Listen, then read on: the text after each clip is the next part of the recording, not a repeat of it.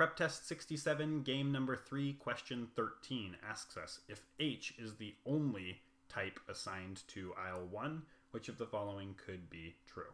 So first of all, in our rules and inferences, you'll notice I wrote things out slightly differently here.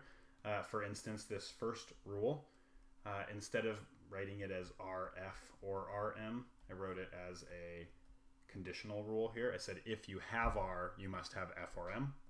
And then the contrapositive over here, if no F and no M, then no R. So that's changed a little bit. Otherwise, all of these rules and inferences are the same as they were worked out in the setup video for this game.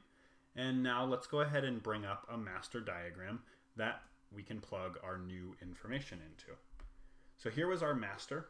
We had already determined that M and P couldn't go in the first space because of these rules, that F, S, and H couldn't go in the third spot because of these rules and this guy right here. All right.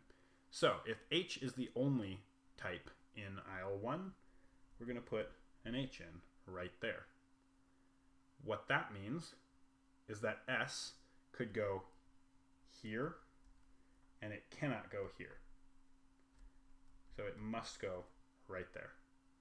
S is before P, so P must go right there. So we have H, S, and P taken care of.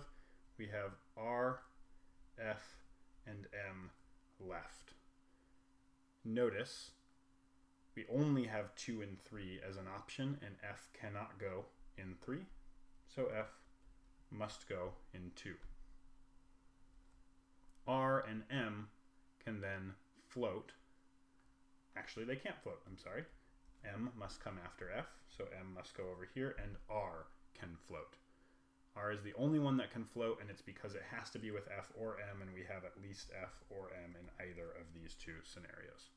So, which could be true? F in 3? Nope. M in 2? Nope. P in 2? No. R in 3?